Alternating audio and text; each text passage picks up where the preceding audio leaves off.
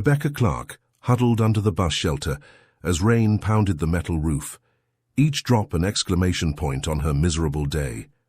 At 26, she clutched her second-hand phone tightly, its cracked screen illuminating her exhausted face in the early evening darkness. The hospital discharge papers in her bag felt impossibly heavy, much like the weight of uncertainty crushing her chest. 1 year ago, she had been an administrative assistant at Westbrook Innovations, working tirelessly to save for nursing school while supporting herself. Now, she was unemployed, alone, and facing the most challenging circumstance of her life. The doctor's words still echoed in her mind: bed rest for the remainder of your pregnancy. Any additional stress could endanger both you and your baby. With trembling fingers, she typed a message to her friend Tina. Just left the hospital. Doctor says I need complete bed rest or risk losing the baby. Can't work anymore. No insurance since I left Westbrook. Don't know how I'll make rent next week. Could I possibly stay with you until I figure something out? Rebecca hit send and watched the loading icon spin. When it changed to delivered, she exhaled shakily and tucked the phone into her coat pocket. The last bus of the evening approached, its headlights cutting through the rain. As she climbed aboard, paying with her dwindling cash, she didn't notice that her message had been delivered to the wrong number, 1 digit off from Tina's. Across town in the penthouse office of Westbrook Tower, Nathan Westbrook was reviewing quarterly reports when his personal phone buzzed. The 38-year-old CEO rarely received texts on this number, which he kept private from all but close friends and family. Glancing at the notification, he frowned at the unfamiliar number and unexpected personal message. Nathan had built Westbrook Innovations from a small tech startup into a medical equipment company that now employed over 500 people. Known for his brilliant business mind and reserved demeanor, few saw beyond his professional facade to the man who quietly donated substantial sums to local children's hospitals and education programs for underprivileged youth. He read the message twice, realizing it clearly wasn't meant for him. His thumb hovered over the screen, ready to ignore it, when something in the desperate tone gave him pause. The mention of Westbrook caught his attention. This person had worked for his company. His usual practice was to delegate such matters to human resources, but something about this situation felt different. After a moment's hesitation, he typed, "I believe you've texted the wrong number, but I noticed you mentioned Westbrook. I'm Nathan Westbrook. If you're a former employee facing medical difficulties, I might be able to help." On the bus, Rebecca's phone chimed. Expecting Tina's reply, she instead found herself staring at a response that made her heart drop into her stomach. Nathan Westbrook, the CEO himself, the man whose office she had glimpsed only from afar during her year at the company, whose signature had been on her paycheck, but who had never known she existed among hundreds of employees. "Oh my God," she whispered, drawing a curious glance from an elderly woman across the aisle. Her fingers froze over the keyboard as mortification washed over her. Of all the wrong numbers in the world, she had accidentally texted her former boss, a man worth millions who surely had better things to do than read her desperate problems. After several attempts at drafting a response, she finally replied, "Mr. Westbrook, I'm so sorry for the misdial. This is Rebecca Clark. I worked in administrative support last year. Please ignore my message. It was meant for a friend." Nathan recognized the name vaguely. He prided himself on knowing as many employees as possible, but the company had grown too large for him to know everyone personally. He considered letting the matter drop. Her embarrassment was evident in her response, but something about her situation troubled him. Medical issues, pregnancy, no insurance, housing insecurity, all problems he had the power to address. "No need to apologize, Ms. Clark," he typed back. "If you're facing medical issues and financial hardship since leaving Westbrook, our former employee assistance program might help. Would you be comfortable sharing more about your situation?" Rebecca read his message as she unlocked the door to her small studio apartment in the less desirable part of the city. The heating was temperamental, the furniture second-hand, but it had been home for the past 2 years. Now, even this modest sanctuary was at risk.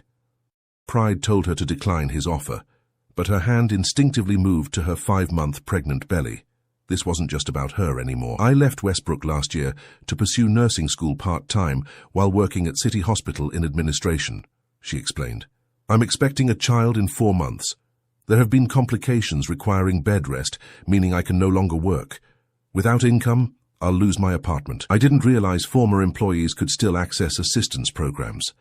Nathan read her message and immediately opened his laptop, searching company records while calling his head of human resources, despite the late hour. Their conversation was brief but productive. When he returned to his phone, he had a clearer picture of Rebecca Clark, exemplary employee, well-liked, resigned on good terms to pursue education. Nothing in her work history suggested someone looking for handouts. Our extended care program can help, he wrote. It covers former employees facing medical emergencies within 2 years of employment. I've notified HR to contact you tomorrow.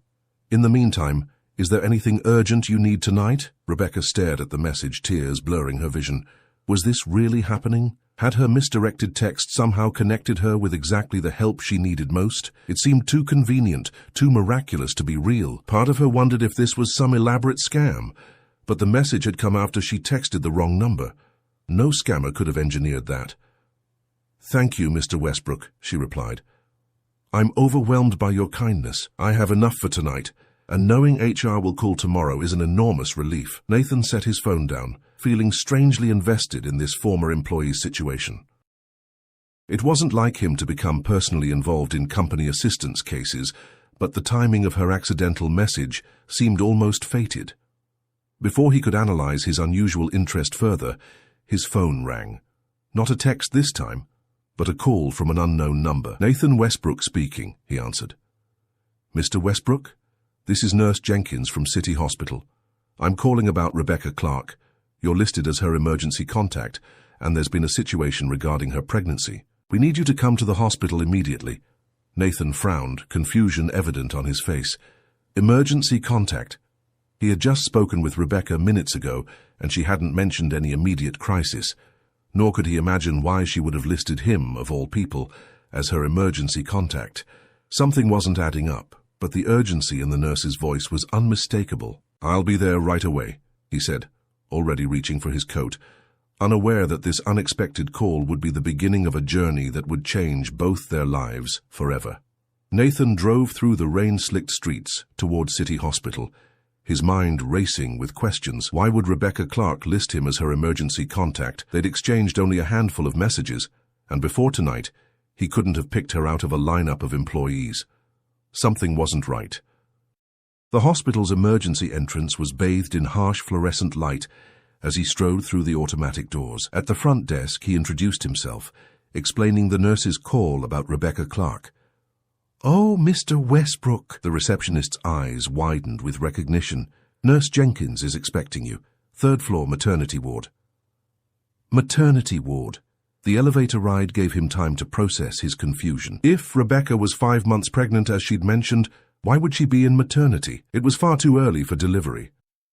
Nurse Jenkins met him as the elevator doors opened, a stern-faced woman with compassionate eyes that had seen everything in her 30 years of nursing. Mr. Westbrook, thank you for coming so quickly, she said, leading him down the corridor.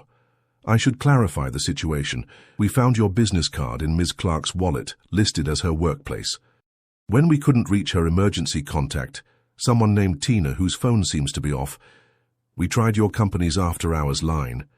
Your security desk connected us directly to you. I see, Nathan said, relief mingling with renewed concern. At least that explained why they'd called him. What's happened to Miss Clark? She collapsed at her apartment building. A neighbor found her unconscious in the hallway and called 911. She's stable now, but her blood pressure was dangerously high, putting both her and the baby at risk. Nathan followed Nurse Jenkins to a private room where Rebecca lay sleeping, an IV in her arm and monitors beeping steadily beside her.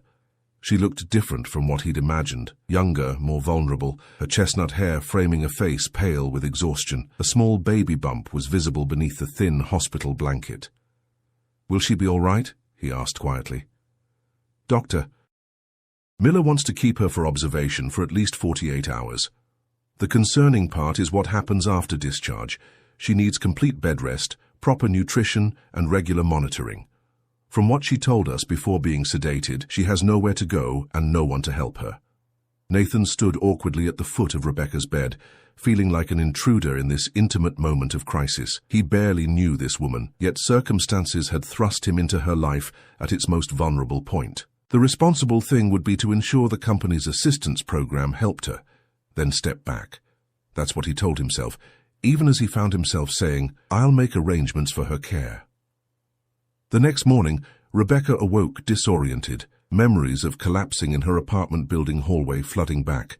She'd been carrying groceries up the stairs when dizziness overcame her, the world tilting sideways. "You're awake," came a male voice she didn't recognize. She turned to find Nathan Westbrook sitting in a chair beside her bed, his laptop open on a small table. Impeccably dressed she glanced at the clock, 8 in the morning, he looked exactly like the executive whose photo hung in the Westbrook Innovations lobby, confident, polished, and entirely out of place in her hospital room. "Mr. Westbrook?" Her voice cracked with disbelief. "What are you doing here?" "The hospital called me last night. Apparently they found my business card in your wallet and reached out when they couldn't contact your friend." He closed his laptop. "How are you feeling?" Rebecca's hand instinctively moved to her stomach. "The baby?" "Is fine, according to the doctors. But they're concerned about your blood pressure and living situation." Embarrassment washed over her. Of all people to witness her at rock bottom, it had to be her former CEO, a man whose annual income probably exceeded what she'd earn in a lifetime. "I'm sorry they bothered you," she said, struggling to maintain dignity. "I'll figure something out." Nathan studied her, noting the stubborn pride in her eyes despite her circumstances.